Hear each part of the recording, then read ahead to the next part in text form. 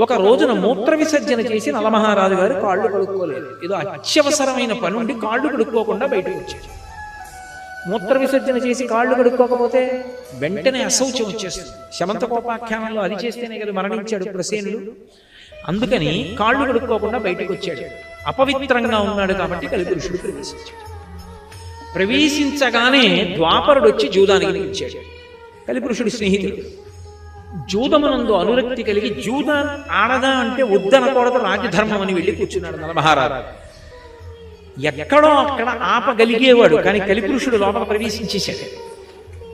ఎంత తీవ్రంగా ఆడాడంటే దమయంతి ఆ ఊళ్ళో ఉన్నటువంటి ప్రముఖుల్ని తీసుకుని ఎదురుగుండా వచ్చి బిడ్డల్ని పట్టుకుని నించుంది.